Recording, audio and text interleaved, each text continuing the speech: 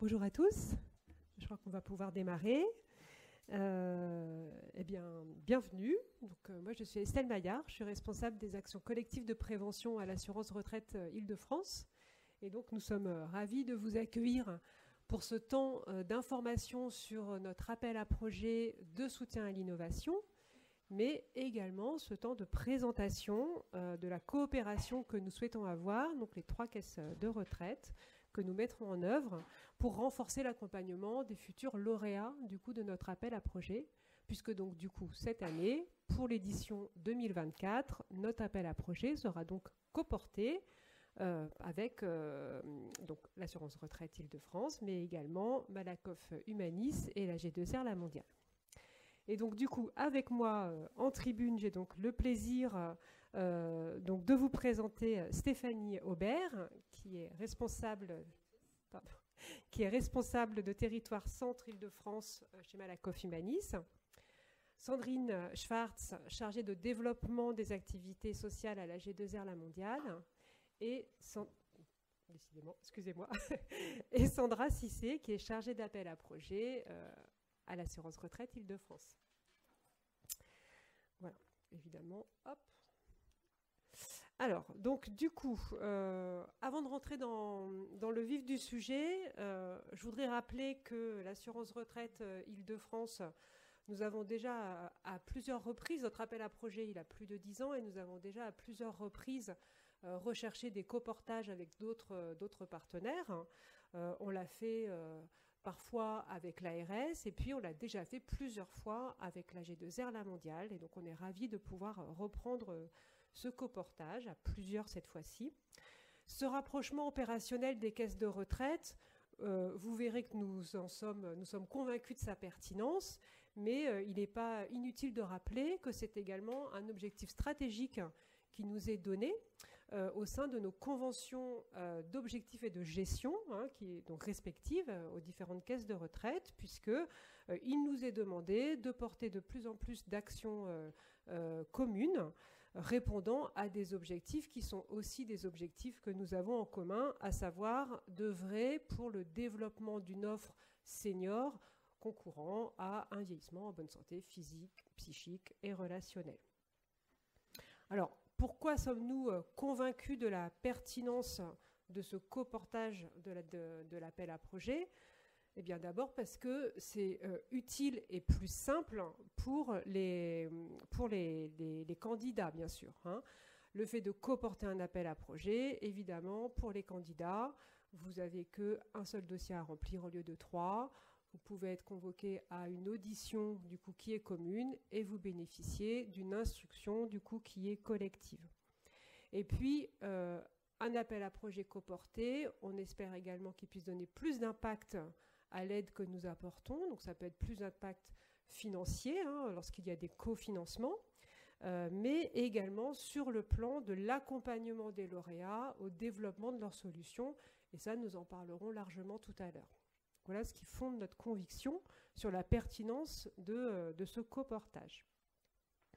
Alors, avant de vous présenter les spécificités de l'appel à projet et de l'accompagnement dont je viens de parler, on va faire quand même un petit rappel de notre offre en action sociale portée par les différentes caisses, puisque notre appel à projet, il prend sa place justement dans notre gamme d'actions en termes d'action sociale. Alors, je garde la parole encore quelques minutes pour vous expliquer brièvement du coup donc l'action sociale de l'assurance retraite Île-de-France. Donc globalement, nous servons 3 cibles, nous identifions 3 cibles, même si le mot n'est pas très beau. Les jeunes retraités, voilà, autour du passage à la retraite, des gens qui bien sûr dans leur immense majorité sont encore non seulement tout à fait autonomes, mais porteurs également d'opportunités pour la société tout entière. Des retraités qu'on va dire installés, donc globalement ce sont les personnes dans les 70 ans, qui sont encore autonomes, voilà, mais qui sont maintenant bien dans leur retraite. Et puis les retraités fragilisés, globalement les personnes qui sont aux alentours des 80 ans, qui sont encore quand même autonomes, c'est-à-dire pour ceux qui connaissent un petit peu le jargon, qui ne relèvent pas d'une allocation APA en termes d'accompagnement, qui sont, on va dire, 5-6, ça encore c'est très jargonnant, mais qui commencent à avoir un petit peu besoin d'aide quand même. Hein, et nous avons une aide, du coup, une gamme d'aide en action individuelle, en aide individuelle, pardon. Et donc, effectivement, nos 3 niveaux d'intervention. Donc, comme je viens de le dire, on a, et c'est le numéro 3, un accompagnement, enfin une offre qui permet d'accompagner les retraités les plus fragiles. C'est ce que nous appelons les aides individuelles. Donc, c'est ce qu'on va appeler les plans Oscar. Donc, à travers notre action sociale, les personnes fragilisées vont pouvoir bénéficier d'un plan individualisé, finançant quelques heures d'aide à domicile, mais pas que ça. Également, différents types de services individuels qui vont les aider dans leur quotidien. Dans nos autres niveaux d'intervention, donc, nous développons donc, des actions d'information et de conseil à l'ensemble des retraités. Des conseils de quoi? Des conseils pour mieux aborder en fait cette phase de vie. Et donc ça peut se faire à travers des partenariats, le développement de sites internet, le développement d'un certain nombre de supports d'information ou de temps d'information, puisque nous déployons des forums et des salons avec les collectivités territoriales généralement plusieurs fois par an. Nous développons des actions collectives de prévention, et ça en Île-de-France nous le faisons essentiellement avec notre groupement interrégime, le PRIF, qui déploie tout un parcours d'activités de prévention, une dizaine de thématiques qui sont cofinancées par donc l'autre caisse de retraite qui porte le groupement avec nous, à savoir la MSA, et les conférences des financeurs, c'est-à-dire les départements. Donc ces ateliers-là, donc il y a un stand PRIF bien sûr sur le salon, et ces actions-là sont gratuites pour les seniors qui y participent. Et puis nous développons dans la famille, dans le deuxième niveau d'intervention, c'est là aussi que nous rangeons tout notre soutien à l'innovation. Donc notre appel à projet, il se situe là, et puis aussi quelques partenariats spécifiques que nous concluons avec des partenaires du champ de l'innovation, mais également d'autres grands partenaires, type des grosses fédérations. Et puis, le numéro 4 aussi, il ne faut pas oublier que nous avons une offre en aide à l'investissement. Donc là, c'est pour financer des travaux et de l'équipement. Ça s'adresse aux lieux de vie s'adressant aux personnes âgées autonomes, traditionnellement les résidences autonomie, mais pas que, également, donc, notamment les habitats inclusifs. Et également cette offre à l'investissement qui peut s'adresser aux lieux d'animation de la vie sociale. Donc, on peut passer à la slide suivante. Merci. Hop, voilà. Et donc, très rapidement, parce que je crois que j'ai déjà dépassé mon temps, dans le soutien à l'innovation, juste dire que nous essayons autant que possible d'accompagner donc les lauréats dans une trame temporelle finalement d'accompagnement grâce à des partenariats que nous nouons avec différents acteurs qui peuvent être des incubateurs, qui peuvent être des acteurs ayant eux-mêmes une offre en accompagnement de développement de structure, comme France Active, comme Silver Valley. Et bien sûr, nous nous rapprochons de nos collègues des autres caisses à l'occasion notamment de l'appel à projet. Et puis, je dirais également un mot sur Vivalab, puisque Vivalab, c'est l'incubateur national qui est piloté par l'assurance retraite, mais avec ses différents partenaires. Et on en reparlera tout à l'heure, mais Vivalab permet de déployer pour ses lauréats une offre en accompagnement qui n'est pas la même que celle de l'appel à projet et qui permet en fait d'accompagner les structures qui ont déjà fait leur preuve de concept, notamment au local.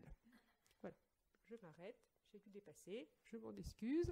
Et donc, je passe la parole du coup, à Stéphanie pour vous donner donc quelques informations sur l'offre en action sociale des autres caisses du coup. Merci Estelle. Bonjour à toutes et tous. Donc Sandrine et moi représentons deux structures différentes, mais qui avons... Pardon, vous m'entendez pas? Ah, je recommence. Pourtant il me semblait... Et là, si je le rapproche, toujours pas. Merci. Je recommence. Bonjour à toutes et tous. Donc Sandrine et moi-même représentons deux structures différentes, AG2R La Mondiale et Malakoff Humanis. Et bien que nos fonctionnements internes nous soient propres, nous avons beaucoup de points de convergence, d'où cette présentation de notre politique d'action sociale commune à deux voix. Donc, tout d'abord, qui sommes-nous? Donc, AG2R, La Mondiale et Malakoff Humanis sont 2 groupes de protection sociale paritaires, mutualistes, à but non lucratif, qui œuvrent au quotidien pour une société plus inclusive. Nous avons 2 grandes familles de métiers, une famille dite assurantielle, où nous proposons des solutions en matière de protection sociale, complémentaire santé, prévoyance. Et puis une grande famille de métiers qui est la gestion de la retraite complémentaire des salariés du privé. C'est le métier que nous représentons aujourd'hui, Sandrine et moi. Et donc cette retraite complémentaire, comme son nom l'indique, vient compléter la retraite de base de la Caisse nationale d'assurance vieillesse, et elle est pilotée par notre fédération, Agir Carco. Et concernant l'action sociale retraite, ce qu'il faut retenir, c'est que la fédération, chaque année, conformément à son principe de solidarité, alloue une dotation sociale à chaque caisse de retraite afin de répondre aux enjeux du vieillissement de la population et d'aider les plus fragiles, et notamment les seniors, quel que soit leur âge, leur degré d'autonomie, les aidants, les salariés d'entreprise. Je laisse la parole à Sandrine. Bonjour à toutes et à tous. Alors, il faut savoir que l'Agir Carco nous fixe des axes prioritaires, et en l'occurrence, ils viennent d'être faits pour 4 ans, 2023-2026. Les 2 axes prioritaires sur lesquels nous sommes tenus de travailler et d'accompagner nos seniors et certains de nos actifs. Le premier, c'est agir pour vivre sereinement la retraite et accompagner l'avancée en âge. Et le second, c'est accompagner les aidants et les personnes en situation de fragilité. Autour de ces thèmes, on est sur du bien vieillir, on est là pour accompagner la perte d'autonomie, l'adaptation du logement, le lien social, la prévention santé, et puis autour des aidants, tout ce qui peut accompagner l'aidant, l'aider, tout ce qui est autour du répit. Pour ce faire, on organise sur le territoire, sachant que chaque territoire a ses besoins et ses spécificités, des événements autour de forums, d'ateliers, de théâtres-forums, où on invite tous nos bénéficiaires de la région à venir s'y rendre pour qu'on puisse proposer des solutions, puisque l'idée, c'est aussi de pouvoir leur proposer l'action sociale, puisque tous ceux qui ont cotisé à l'Agir Carco et qui cotisent à l'Agir Carco peuvent appeler leur caisse de retraite, et on peut les accompagner, les orienter, ce qu'on appelle la démarche éco, écoute, conseil et orientation. Donc, en nous contactant, l'une des caisses de retraite de l'Agir Carco, on est présent pour justement pouvoir proposer des solutions de territoire. Et de cette façon, on invite aussi nos retraités, ce qui permet de faire du lien social. Donc, on est toujours dans le bien vieillir, et ça permet de leur rencontrer des gens de quartier, de pouvoir discuter avec d'autres et de trouver des solutions sur le territoire lors de ces événements. Voilà, donc on peut aussi accompagner, comme disait tout à l'heure Estelle, de manière aussi individuelle, de manière financière, puisqu'en nous contactant, on est là pour orienter, conseiller, mais on est aussi là, quand il y a un besoin, pour pouvoir financer une situation ponctuelle, délicate en termes de budget. Voilà. Et ensuite, par le biais de cette action sociale, on accompagne aussi des associations sur les thèmes dont on vient de parler. On les accompagne bien évidemment financièrement, mais on est là aussi pour co-construire ensemble des programmes sur le territoire aussi, puisqu'on est organisé de cette façon. Et on est là pour leur proposer notre réseau, pour travailler ensemble, pour les mettre en relation avec des partenaires institutionnels, associatifs, pour simplement aussi être en complémentarité. Et parce que nous, on a aussi le pouvoir d'avoir un contact direct ou indirect avec nos seniors, pour pouvoir les aider à toucher leur cible. Voilà.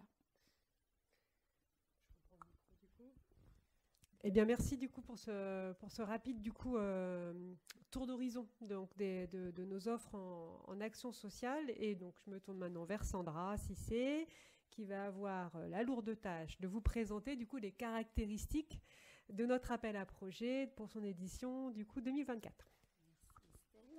Bonjour à tous. Donc, l'objectif de cet appel à projet va être de soutenir des solutions innovantes et émergentes qui vont contribuer à un vieillissement en bonne santé physique, psychique et relationnelle.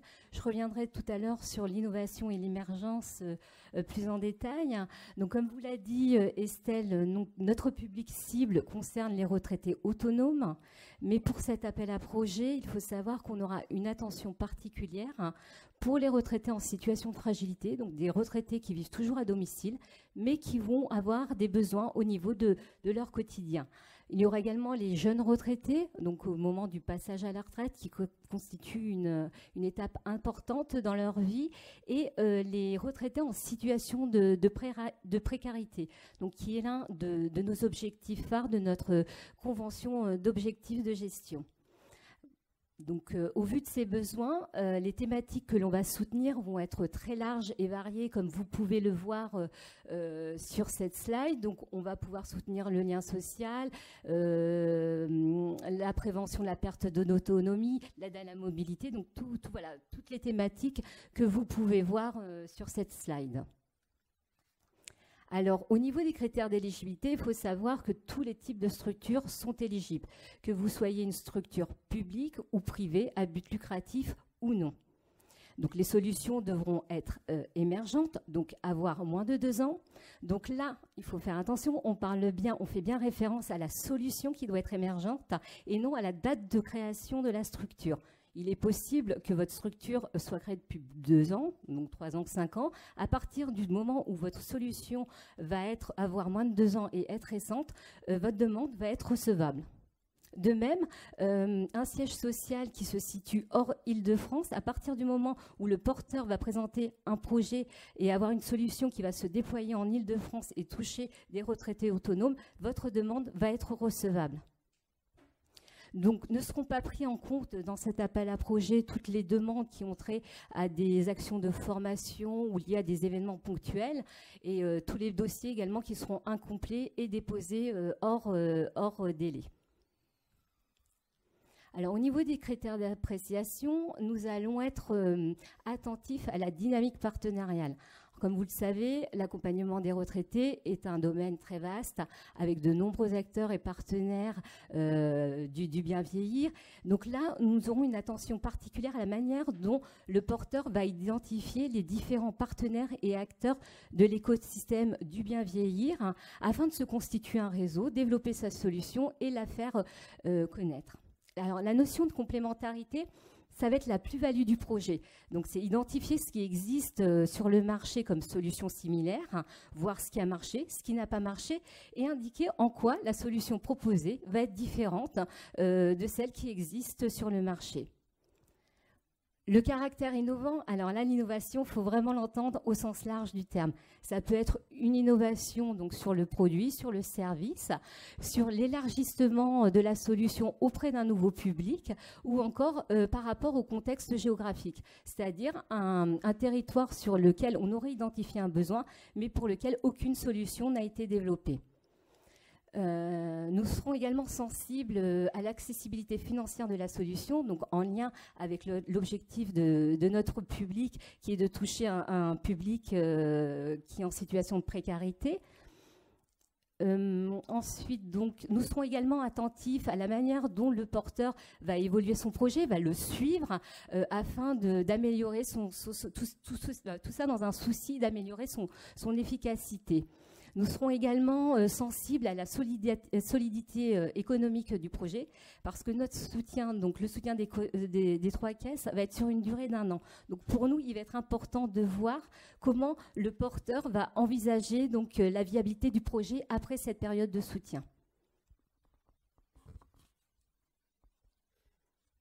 Excusez-moi, j'ai soif, j'ai besoin de... Alors, au niveau donc, du soutien des caisses, il faut savoir que l'instruction va être collective, va se faire avec les 3 caisses. Par contre, chaque caisse sera libre de soutenir ou non le projet. Donc, le porteur pourra signer une convention, 2 conventions ou 3 conventions, donc en fonction voilà, de l'intérêt du projet. Au niveau du financement, il faut savoir que l'assurance retraite pourra accorder donc, une subvention pouvant atteindre jusqu'à 50% du coût total du projet et 30% pour Malakoff, Humanis et AG2R La Mondiale. Alors, là encore, prudence, on ne va pas financer 110% du projet si les 3 caisses décident de vous soutenir. Parce qu'effectivement, notre objectif, c'est vraiment d'apporter une aide au développement. Et pour nous, on aura un regard sur la façon dont le porteur va pouvoir assurer la garantie du projet après notre période de subvention. Voilà. Alors, au niveau du calendrier, donc là, la date de clôture, c'est dans quelques jours. Donc, vous avez, si vous ne l'avez pas déjà fait, vous avez jusqu'au 10 décembre pour déposer votre dossier. Donc, du 8 au 18 janvier, nous organiserons donc les auditions. Et donc, les commissions auront lieu donc, pour l'assurance retraite début mars. Et puis, pour AG2R, la mondiale et Malakoff, ça sera début juin. Donc voilà, ce qui fait que si votre dossier est recevable, les conventions seront signées courant juin, juillet ou plus tard en fonction des décisions prises. Eh bien, exercice réussi. Merci Sandra. Alors, il y aura une phase de questions, bien sûr, à l'issue de nos présentations. Donc, voilà, vous pourrez poser des questions si vous en avez sur les caractéristiques ou en tout cas les caractéristiques de l'appel à projet en lui-même. Vous avez vu que cet appel à projet, il est en ligne sur une démarche simplifiée, hein, et donc c'est bien sur ce site-là que du coup vous pouvez déposer votre projet. Vous avez toutes les informations sur le site de l'assurance retraite, mais également sur le site du coup des autres caisses. Alors, donc du coup, comme on le disait en ouverture, notre ambition, au-delà de l'accord, du soutien financier qui peut être accordé à nos lauréats à travers l'appel à projet, notre ambition, à travers ce coportage, c'est de renforcer l'accompagnement des lauréats. C'est-à-dire, on ne veut pas être uniquement des financeurs et ne plus se préoccuper du développement de la solution pendant l'année de convention. Si on se dit ça, c'est parce qu'on a bien repéré d'une part des besoins, et on va y revenir chez les candidats et même les lauréats, mais également qu'on a pris conscience progressivement des outils que nous avons pour pouvoir répondre à ces projets, à ces besoins. Donc ce serait bien dommage de ne pas pouvoir en faire bénéficier nos lauréats. Donc, pourquoi nous semble-t-il pertinent de muscler notre capacité à accompagner les candidats? Vous voyez, on a identifié des besoins, et c'est un peu des constats partagés, différents types de besoins. On a constaté bien souvent un manque de connaissances du secteur de l'accompagnement des seniors, d'une façon générale, du secteur de la gérontologie, c'est une autre façon de l'exprimer. Et donc ça va s'exprimer de différentes façons. Ce que l'on remarque, c'est que les candidats ont souvent du mal à identifier leurs concurrents, leurs futurs concurrents, et notamment les acteurs historiques, publics ou associatifs.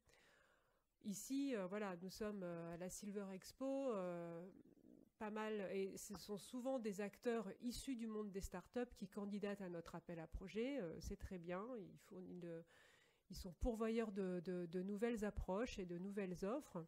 Néanmoins, parfois, ils se connaissent entre eux, c'est-à-dire ils connaissent l'écosystème des startups, mais ils ne connaissent pas forcément l'écosystème historique de l'accompagnement des seniors. Et du coup, ça peut les mettre en difficulté parce qu'ils vont parfois se positionner sur une typologie d'offres sur laquelle, en fait, des acteurs historiques ont déjà une offre, bien souvent déjà gratuite, si on se place du point de vue du participant. Et donc, il est important que les startups aient bien connaissance de cet environnement-là, de façon à pouvoir bien positionner leur offre en complémentarité. De la même façon, on a identifié que souvent les candidats ont du mal à identifier les rôles, les compétences et du coup donc les complémentarités des différents acteurs qui seront les partenaires, et pas simplement sur le versant concurrentiel que je viens d'évoquer, mais également pour bien connaître à quel moment de la vie des seniors les autres acteurs vont pouvoir intervenir. L'accompagnement des seniors est souvent une question de parcours. Et lorsque vous accompagnez des seniors, il ne faut pas penser que vous allez être les seuls à l'accompagner. Ce qui fait la qualité de vie d'un senior qui a besoin ou envie en fait, d'avoir des solutions autour de lui, c'est l'articulation des rôles de chacun. Et ça, quand la personne est très autonome, c'est moins important. Et puis, plus elle va avancer sur une fragilisation, et plus ça va être important. Et vous voyez, même, ça nous a même amené à constater parfois une faiblesse de réflexion éthique de la part d'un certain nombre de candidats, voire aussi un manque de connaissances sur le cadre réglementaire. Ce que je veux dire par là, c'est que développer une offre senior, même si elle s'adresse à un public autonome, ça va forcément vous mettre en position à un moment donné d'accompagner des personnes qui vont perdre cette autonomie. Et donc, il est très, très important que les porteurs de solutions aient une réflexion éthique, du coup, sur la question de la limite de compétence. C'est-à-dire où s'arrête mon rôle auprès du senior et à quel moment est-ce que je vais passer la main et à qui? Et qu'est-ce que je dois faire lorsque j'identifie une fragilité qui apparaît? Bien souvent, les candidats ont peu de connaissances sur toutes ces questions-là. Et pourtant, elles nous semblent extrêmement importantes, elles le sont. Et donc, on verra tout à l'heure, on souhaite pouvoir accompagner du coup les lauréats pour avoir quand même un petit peu plus de repères sur ces questions-là. Comme le disait Sandra, si au moment du dépôt du projet, le candidat nous montre qu'il a commencé déjà à se poser ces questions-là, ou au moins qu'il a identifié les questions qu'il aura à se poser, c'est déjà un très bon point. Hein. Mais bon, après, voilà, on est là aussi pour vous accompagner, pour muscler cette connaissance. Sandrine et Stéphanie, ces besoins des candidats, vous les avez constatés aussi, on a eu l'occasion d'en parler ensemble. Quels autres besoins avez-vous vous aussi repérés?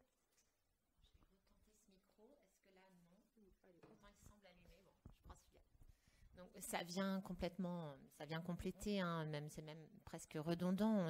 On voit bien des difficultés. On a des candidats qui sont souvent isolés localement et donc qui ont besoin de mise en relation avec les acteurs et partenaires du bien vieillir, qui ont des difficultés à toucher le public des seniors.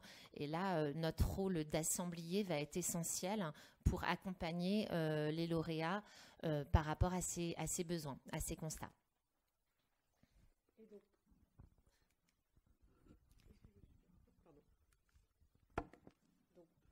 Alors, sur ces constats, ce que nous voulons, nous voulons proposer donc aux lauréats du coup un plan d'accompagnement personnalisé. Comme on le disait tout à l'heure, on a identifié le fait que nous avons à notre main finalement des informations utiles. Donc, ce que l'on souhaite faire, c'est pouvoir les mettre au profit du développement des solutions de nos lauréats. Alors, d'un point de vue opérationnel et concret, ça veut dire que pour les lauréats, au moment de la contractualisation des conventions avec nous, il sera proposé un plan d'accompagnement, donc mutualisé si plusieurs caisses se positionnent pour accompagner financièrement le projet.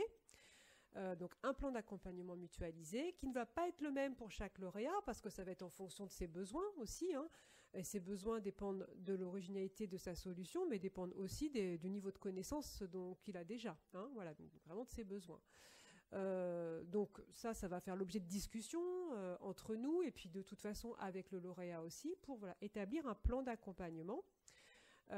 Et puis on va vous proposer également des rencontres au fur et à mesure de l'année, au moins 2 rencontres, autant que possible quand même en présentiel pour faire le point, et puis qui pourront être complétées de rencontres en visio notamment, éventuellement individuellement avec chaque caisse, lorsque les caisses activeront un de nos outils finalement permettant de répondre aux besoins du lauréat.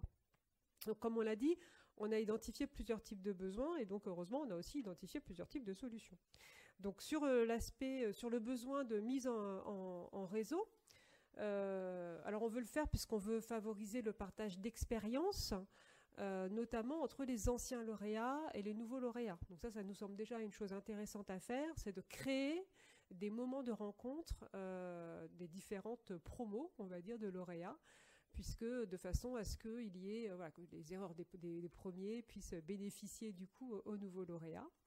Et puis aussi, parfois, ça peut être l'occasion de créer de nouveaux partenariats entre des lauréats, des solutions qui existent déjà, qui commencent à être un peu solides, et puis les petits nouveaux qui viennent apporter eux aussi leur pierre à l'édifice.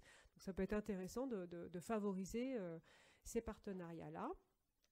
Et donc, donc vous aider à construire votre réseau. Donc ça, on veut pouvoir le faire. Alors comment on va le faire? Alors, on va en parler. On a chacun des outils qui existent déjà. On peut aussi, on prévoit également d'ajuster notre programmation 2024 en fonction des besoins. Mais par exemple, au niveau de l'assurance retraite Île-de-France, déjà, nous avons ce que nous appelons la journée des lauréats qui se passe avant l'été Et cette journée, on l'utilise notamment pour inviter des anciens lauréats, donc rassembler les nouveaux lauréats qui parfois ne se connaissent pas entre eux concrètement, et puis également inviter donc du coup différents acteurs de l'écosystème du bien vieillir. On y viendra tout à l'heure, et c'est aussi un des objectifs de deux autres caisses, de vous mettre en relation avec des outils qui sont développés par nos partenaires. Et puis également, du point de vue peut-être une spécificité de l'assurance retraite pendant cette journée-là, pendant notamment cette journée-là, parce qu'en fait, il y a ce grand temps fort, mais c'est pas la seule occasion d'événements collectifs que l'on organise dans le cours de l'année. Eh bien, on va également vous présenter les réseaux de nos partenaires de terrain, qui sont notamment les centres sociaux, les bailleurs sociaux, des résidences sociales également, et qui sont autant d'acteurs qui pourraient un jour être intéressés par votre solution et devenir vos clients. Voilà, donc cette construction réseau, on le fait par exemple à travers cet événement collectif. Un mot quand même encore, et ensuite je repasse la parole à mes collègues, puisque tout à l'heure j'identifiais le besoin de connaissance du secteur, eh bien les points de repère, on a intégré déjà un premier temps un peu de formation, on va dire, lors de cette journée des lauréats. Déjà donner quelques premiers points de repère sur la connaissance de l'écosystème. Pas forcément là de l'écosystème de l'innovation, mais de l'écosystème vraiment de l'accompagnement des seniors. Et puis également, donc ces points de repère, on peut continuer à vous alimenter pendant les rendez-vous individuels qui sont organisés en cours d'année. Donc je vais repasser la parole du coup aux collègues, puisque vous avez vous aussi des modalités opérationnelles de mise en réseau. Oui, donc effectivement, nous aussi, comme je disais tout à l'heure, quand on accompagne une association, c'est pas forcément que sur la partie financière, on construit ensemble. Et on a créé aussi, nous, un réseau de partenaires associatifs et un réseau aussi de partenaires institutionnels, parce que quand on organise des conférences, des événements, on est en partenariat avec des mairies, des CCAS, on a la possibilité d'avoir des salles, on inaugure des événements, des ouvertures, et grâce à cet écosystème, on peut mettre en relation aussi et en réseau nos autres partenaires avec ceux qui seront lauréats de cet appel à projet pour pouvoir vous ouvrir avec eux et surtout être complémentaires et pouvoir bénéficier de certains avantages de salles et d'inauguration de nous, et en tout cas d'inviter aussi nos seniors et de pouvoir faire participer le plus grand nombre de personnes pour que ça se sache et qu'on puisse faire connaître votre innovation. Donc du coup là c'est vraiment l'aspect communication, donc à travers du coup les forums. Est-ce que vous communiquez directement, vous pouvez communiquer directement parfois Alors on a effectivement cette possibilité d'inviter nos bénéficiaires directement, notamment par le biais d'un courrier. Très souvent nos retraités on les touche par le biais d'un courrier. On peut faire un peu de mail, mais voilà, c'est beaucoup moins efficace. Et puis on a des moyens internet, puisque forcément aussi sur nos sites, on a par exemple toutes les invitations aux conférences et aux forums qui sont organisés avec les caisses de l'Agirc et de l'ARCO, où tout le monde peut avoir accès. Donc c'est un moyen aussi de pouvoir le diffuser par le biais de newsletters. Et par le biais aussi de nos autres partenaires, puisqu'on les informe de certaines inaugurations, événements, et eux font le relais auprès des bénéficiaires. Dans les CCAS, par exemple, si on organise quelque chose, on peut leur en parler, et eux font le lien par les bénéficiaires directement sur le terrain. Donc on les touche en direct, et puis indirectement par d'autres partenaires en communication. Donc ça, c'est vraiment des approches que l'on peut avoir, et c'est vrai que c'est aussi en fonction des idées que peuvent avoir les lauréats, parce que tu parlais des CCAS, moi je vous parlais des centres sociaux tout à l'heure. Si un lauréat, par exemple, alors ça dépend un peu aussi du type de solution qui est proposée, mais si un lauréat veut lui-même un peu idée de faire une petite animation, un petit temps fort, un petit événementiel pour présenter sa solution, qu'il a un peu idée, comment il pourrait le faire et comment est-ce que opérationnellement ça pourrait ressembler à quoi. Nous, effectivement, on peut s'appuyer sur nos partenaires de terrain, peut-être parfois pour trouver même un lieu d'événementiel type inauguration de solutions, ou, comme le disait Sandrine, du coup, c'est vraiment de faire connaître, enfin de demander à nos partenaires de terrain de relayer l'information sur un événement qui se passerait, alors plutôt du coup en proximité géographique. Oui, juste redire que sur cette communication, donc nous également, on pousse l'information sur les solutions retenues aux structures évaluatrices, qui sont les structures qui interviennent auprès des retraités dans le cadre des aides individuelles qu'on évoquait tout à l'heure. Et donc à nouveau, mais là je me répète un peu, on fait un petit peu des fiches synthétiques, si vous voulez, de vos projets, et ça c'est également une présentation un peu flash que l'on peut faire, là encore, aux acteurs de terrain, centres sociaux, etc., qu'on a déjà évoqué. Est-ce que j'oublie quelque chose, Sandra? On a fait le tour de... Ok. Alors, au-delà de la communication, quelque chose qu'on n'a pas encore évoqué, c'est l'accès à des outils qui peuvent être, qui viennent renforcer l'évaluation, la construction, l'amélioration continue de votre solution. Et donc ça, on peut le faire les uns et les autres grâce à des partenariats. Je vous redonne la parole. Oui, merci. C'est bon. Merci. Donc, en effet, nous avons des outils, alors parfois communs, parfois différents, mais c'est ce qui fait la richesse de l'accompagnement aujourd'hui à 3 structures. Nous avons des outils pour aider au développement, les lauréats à se développer, à grandir. Donc, par exemple, on peut orienter vers des dispositifs de mécénat de compétences. Actuellement, Malakoff Humanis a un partenariat avec Pro Bono Lab, le fonds de compétences, et on peut soutenir, appuyer la demande d'un lauréat qui aurait besoin d'accéder à une compétence. On a également des outils sur l'accompagnement pour monter en compétence, pour mettre en place une mesure d'impact social.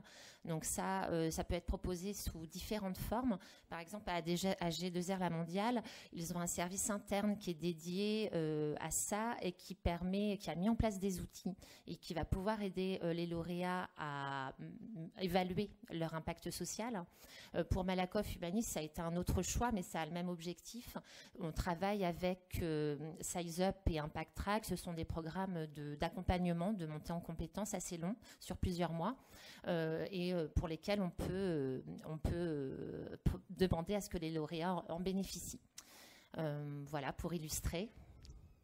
Et puis de notre côté, nos partenariats avec Silver Valley et France Active.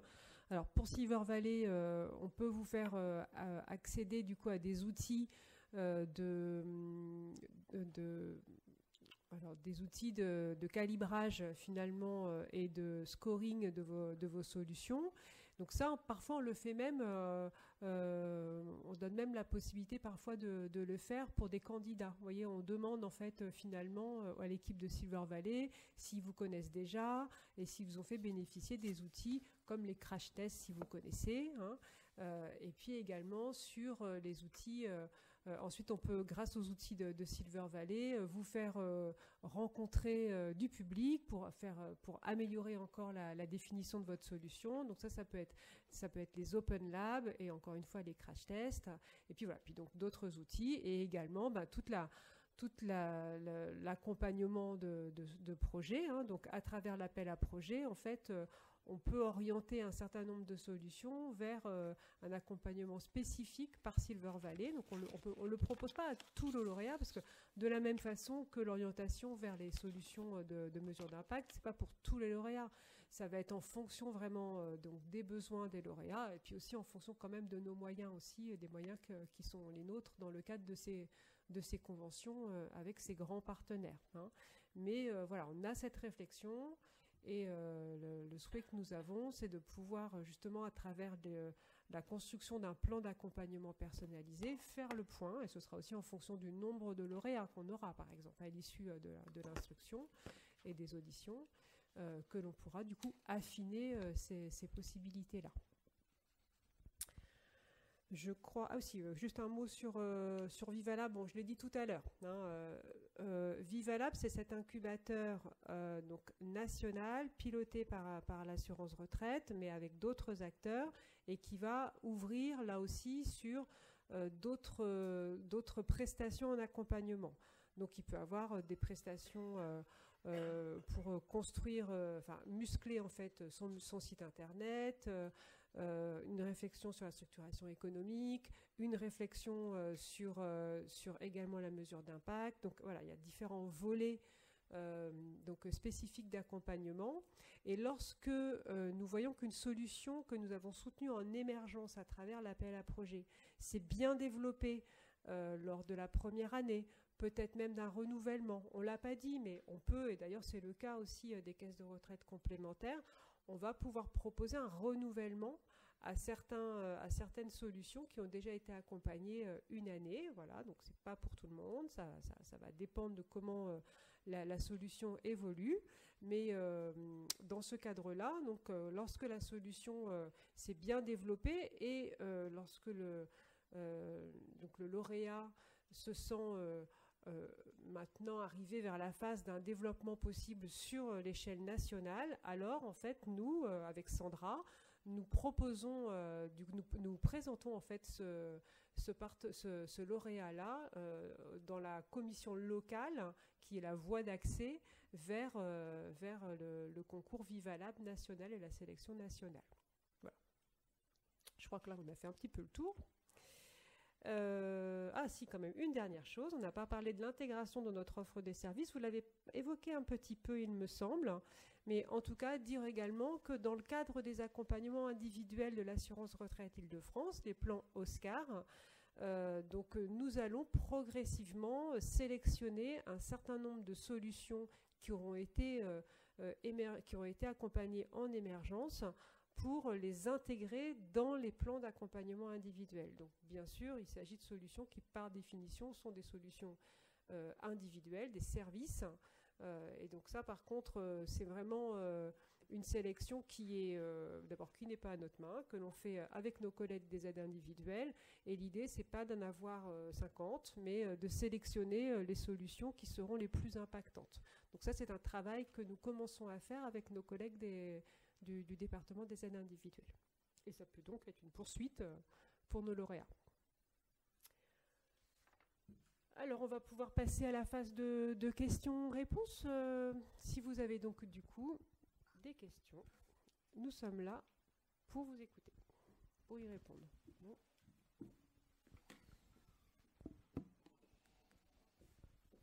Je vous remercie. Merci beaucoup pour la présentation. C'est plus une précision qu'une question.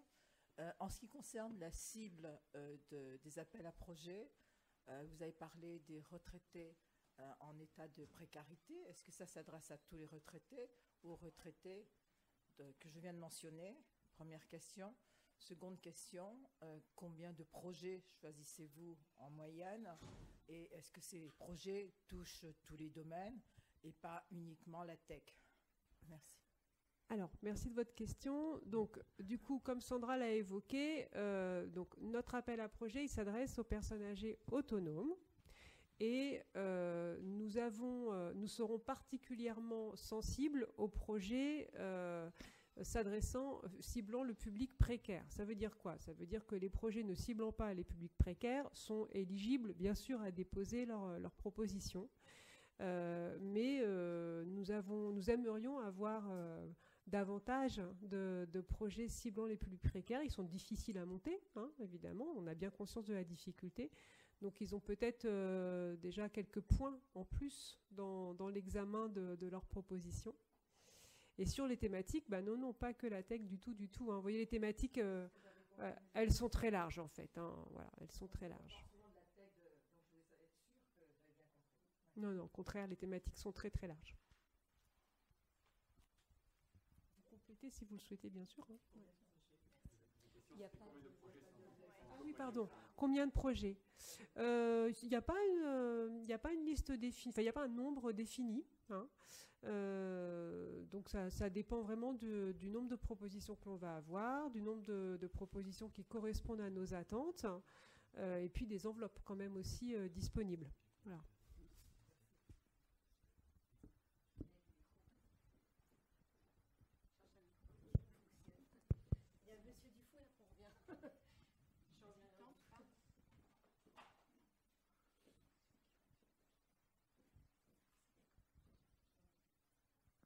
Alors Bonjour, j'ai deux questions. Vous avez parlé au début de perte d'autonomie dans les objectifs de l'accompagnement. Et deuxième question, enfin j'aimerais savoir, parce que là vous avez dit que c'est pour le public autonome, donc j'aimerais savoir réellement qu'est-ce que ces innovations doivent accompagner. Ok. Et deuxième chose, en fait, est-ce que justement ça concerne l'Île-de-France ou d'autres départements du projet? Alors, je vais commencer par la deuxième parce que c'est la plus simple. Donc, les projets doivent concerner les retraités franciliens, mais si votre structure a son siège social en dehors de l'Île-de-France, ce n'est pas un problème. Mais par contre, le projet doit bien, les objectifs opérationnels du projet doivent bien se situer en Île-de-France et tourner vers le public francilien. Et pourquoi nous parlons de prévention de la perte d'autonomie? Parce qu'on parle de, enfin, pourquoi nous parlons de perte d'autonomie? Parce que nous parlons de prévention de la perte d'autonomie. Voilà. Donc notre projet, enfin les projets, l'appel à projet, pardon, cible. Donc encore une fois, les propositions qui vont s'adresser à un public autonome, encore autonome, mais la solution, elle va avoir enfin, pour objet, pas que pour objet, mais elle va contribuer, c'est le bon terme, elle va contribuer à maintenir la personne dans son meilleur niveau d'autonomie le plus longtemps possible. Mais vous voyez, je fais attention aux mots que j'utilise parce que je cherche une formulation très large. La perte d'autonomie ou le maintien en autonomie, ça ne s'apprécie pas que sur l'aspect physique ou de la marche, par exemple. Ça s'apprécie aussi en termes de lutte contre l'isolement. Donc, c'est pour ça que les thématiques sont larges. Quand on parle de prévention de la perte d'autonomie ou de maintien de l'autonomie le plus longtemps possible, on a une appréciation du terme très large. Est-ce que ça correspond à votre vision? Pour rebondir un peu sur la question du monsieur, est-ce que AG2R est dans ce genre de projet sur d'autres départements? Certainement, en fait, il y a des appels à projets sur tout le territoire. Après, ils ne sont pas tous identiques. On a fait des appels à projets au niveau du numérique, on a fait des appels à projets dans l'habitat inclusif. Enfin, moi, je suis plus sur l'Île-de-France, donc voilà, là pour le coup, aujourd'hui même, j'en ai pas connaissance. Je ne pense pas qu'il y en ait des spécifiques sur ce sujet sur le territoire.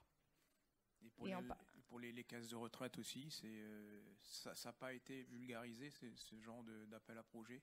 C'est très souvent sur le territoire où, en fait, c'est les liens qu'on a avec les caisses aussi de retraite ou les autres institutions qui fait qu'on se réunit pour pouvoir faire des choses plus en commun. Mais c'est pas sur tous les territoires et ça dépend des territoires et des besoins. Peut-être il y en a qui sont aussi avec la MSA. Enfin voilà, mais en tout cas, là, aujourd'hui, moi, j'en ai pas connaissance sur d'autres territoires. Mais au pire, je vous inviterai à aller peut-être sur le site internet d'AG2R La Mondiale.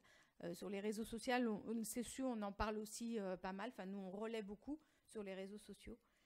Mais là, au-delà de l'Île-de-France, j'ai pas toutes les informations sur cet appel à projet. Merci. Alors, les caisses de retraite, enfin, la CNAV en région, donc c'est les CARSAT.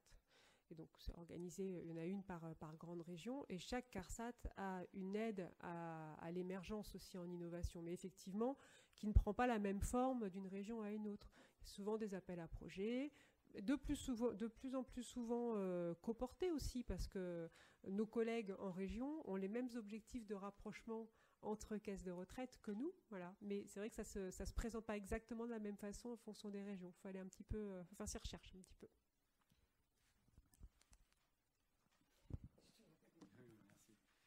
Oui. Concernant la qualité des dossiers qu'il faut rédiger pour présenter jusqu'au 10 décembre, est-ce que c'est un peu sur la trame pour les porteurs de projets, sur la trame de ce qui se fait pour la BPI ou pour French Tech ou pour ce genre de choses, avec un BP, un deck, un pitch, enfin... Alors on vous invite à aller voir du coup sur Démarche Simplifiée. La trame, elle est... en fait, comme c'est un formulaire en ligne, la trame, de toute façon, elle vous est donnée. Voilà. Donc il y a des questions, vous devez répondre à des questions. À chaque fois, vous avez soit c'est un mode de réponse court, par choix multiple, ou par un nombre de lignes maximal, soit vous avez plus d'espace soit le champ est libre dans la taille, même si on vous demande de ne pas nous faire un roman quand même. Mais voilà, donc la forme, elle est... Oui, et bien sûr, il y a des pièces à joindre. Voilà. On est peut-être un peu plus light que certains autres dossiers quand même très institutionnels, type les dossiers de la BPI. Ouais, non, on est un peu plus light quand même. Merci. Et puis on prend en compte le fait que on est une aide à l'émergence. Donc en fait, il y a des structures, tous les candidats n'en sont pas au même point. Il y a quand même des candidats qui sont déjà bien structurés, notamment dans leur statut juridique. Il y a des solutions qui sont encore vraiment au début de l'histoire. Nous, ce qui est sûr, c'est qu'on ne peut pas soutenir une personne, un individu. Voilà. Il faut que vous ayez un statut, il faut qu'il y ait donc, une entité juridique morale, sachant que vous pouvez même pouvez vous appuyer sur l'hébergement en pépinière d'entreprise, par exemple. Vous voyez, donc même si la structure n'a pas encore vraiment son statut juridique propre, si elle est soutenue par une pépinière, il faut qu'on ait un support juridique pour verser la convention. Mais voilà, on accompagne certaines solutions, quand même parfois très en émergence, et vous n'avez pas des bilans d'année N-1, N-2, c'est sûr. Et donc, en quelques mots, quelle est vraiment la différence entre tout ce que vous proposez et un French Tech, un incubateur, par exemple? Il y a beaucoup d'incubateurs. Parfois, on est en complémentarité. Parce que je trouve qu'il y a énormément de similitudes. Ah on est d'accord. Hein. Alors après, vous savez, on a le monde du soutien à l'innovation, on se regarde, on essaye de créer des partenariats entre nous les plus forts possibles. C'est un peu l'idée de la trame que vous avez vue dans la présentation, c'est-à-dire qu'on ne fait pas les choses de chacun de notre côté.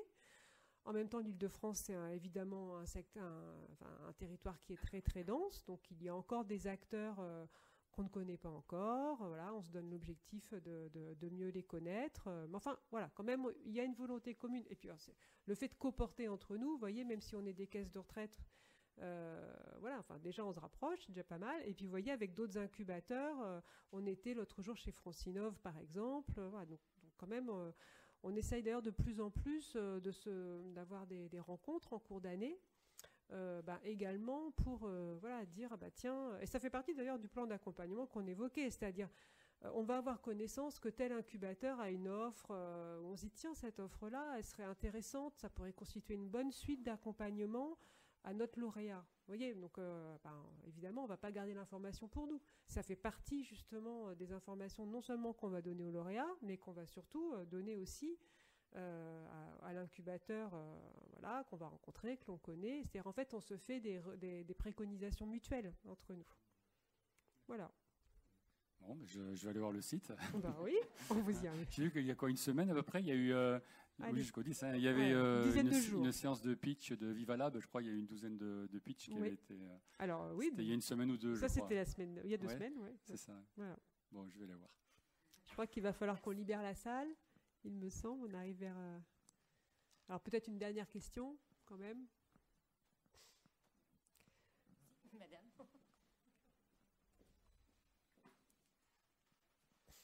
Bonjour. Et moi, je suis au stade de l'idée seulement encore. Est-ce que vous pourriez me conseiller qui pourrait m'aider à monter un projet?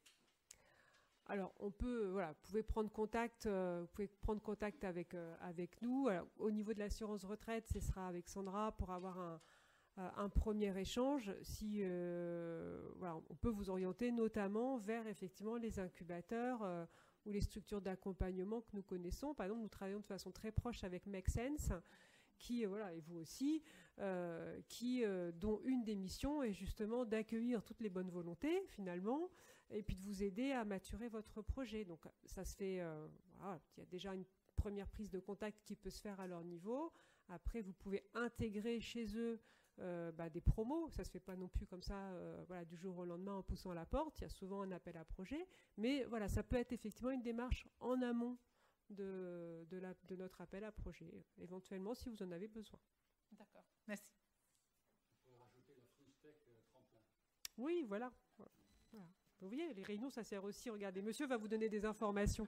On commence la mise en réseau, là. Merci beaucoup à tous de vous être déplacés. Merci pour vos questions.